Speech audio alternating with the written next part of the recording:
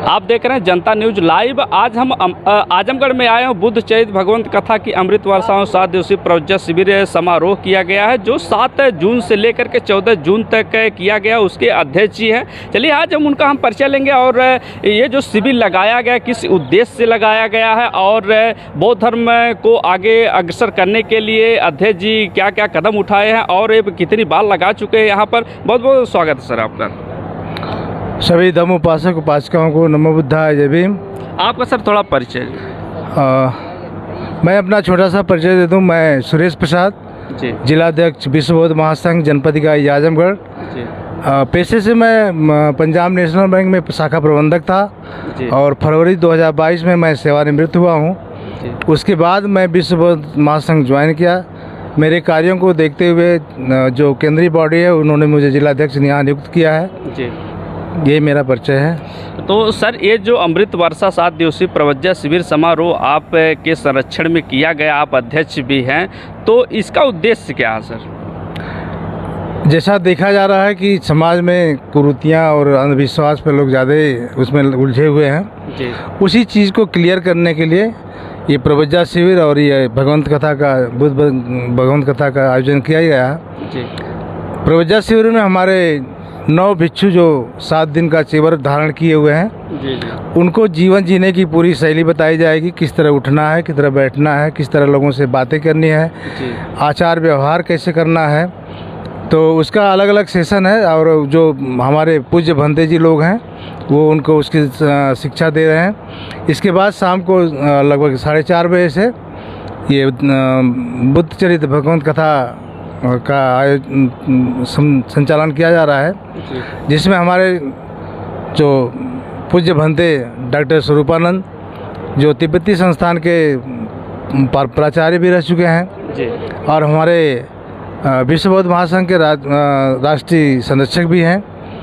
उनके साथ उनके शिष्य भंते प्रियदर्शी थेरो जी हैं जो श्रीलंका से पीएचडी कर रहे हैं पाली भाषा से और त्रिपिटक का विषय है उनका।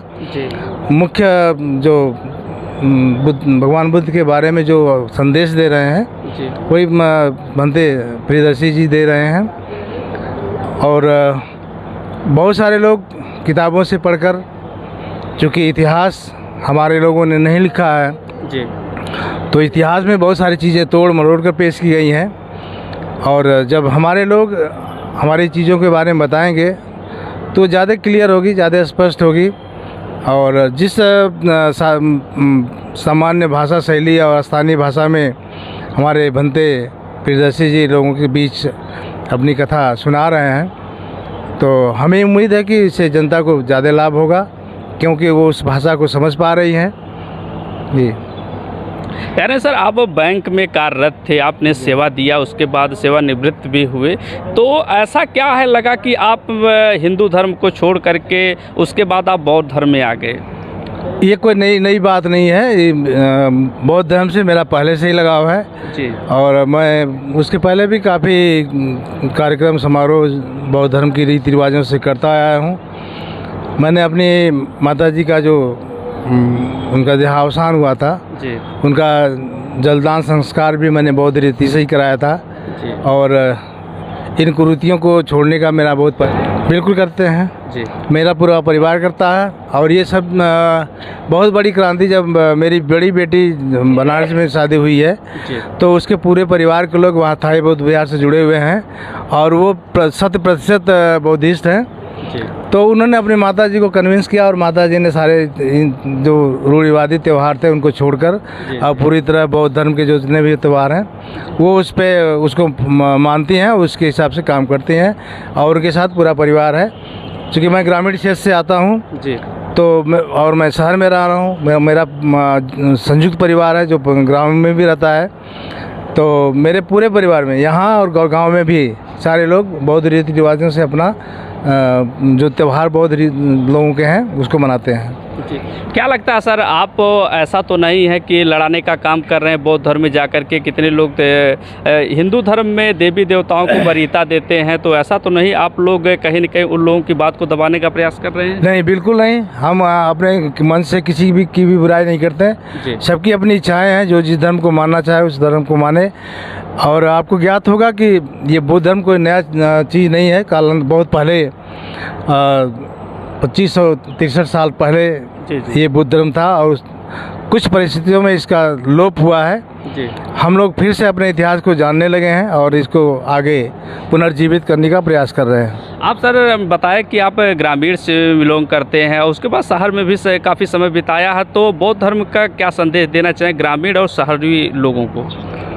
जैसा कि आप सभी लोग जानते हैं और ये सच्चाई भी है कि हमारे जितने भी कार्यक्रम होते हैं, जो राष्ट्रीय मीडिया है उसकी कवरेज कभी नहीं करती है, जिससे अन्य लोगों तक ये हमारी बात नहीं पहुंच पाती है।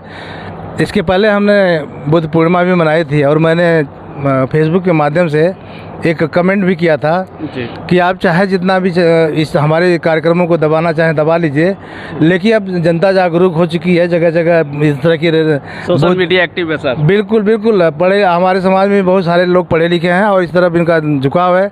उनको लगता है कि हमारे इतिहास को अगर दबाया जा रहा है तो अब ये ज़्यादा दिन तक चलने वाला नहीं है। हमारा इतिहास अब सबके सामने आएगा। आज इसमें कोई बनावट नहीं है। जो हमारा इतिहास है वास्तविक रूप से, हम सबको वही वास्तविक रूप से ही बताना चाहेंगे।